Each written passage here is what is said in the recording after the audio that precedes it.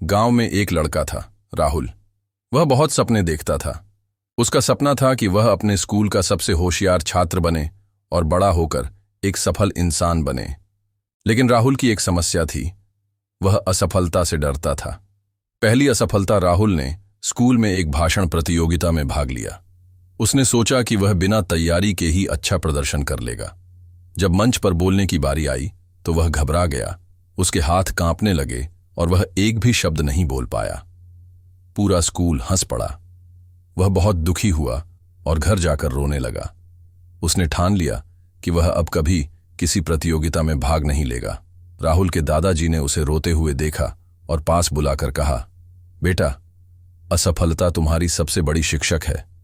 अगर तुम हार मान लोगे तो कभी जीत नहीं पाओगे।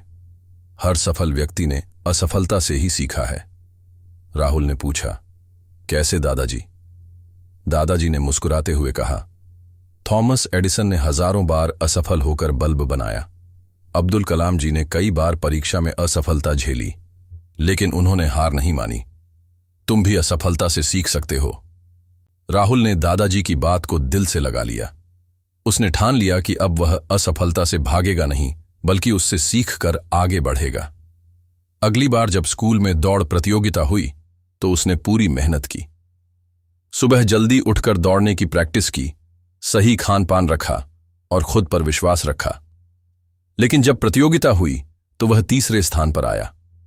पहले तो वह दुखी हुआ, लेकिन फिर उसने सोचा, मैं पहली बार हारने के बजाय अब तीसरे स्थान पर आया हूं, इसका मतलब है कि मैंने सुधार किया है। उसने अगली बार और मेहनत करने का फैसला किया। असफलता से सफलता तक अगले साल फिर से दौड़ प्रतियोगिता हुई। इस बार राहुल ने पहले से भी ज्यादा मेहनत की।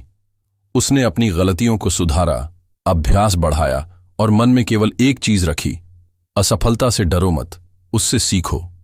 प्रतियोगिता के दिन राहुल ने पूरी ताकत से दौड़ लगाई और पहला स्थान हासिल किया। उसके माता पिता, दादाजी और शिक्षक सभी खुश थे। सीख राहुल को समझ में आ गया कि असफलता अंत नहीं, बल्कि सफलता का पहला कदम है। अगर हम अपनी गलतियों से सीखते रहें तो एक दिन सफलता जरूर मिलती है। असफलता को अपनाओ, उससे सीखो और सफलता की ओर बढ़ते रहो।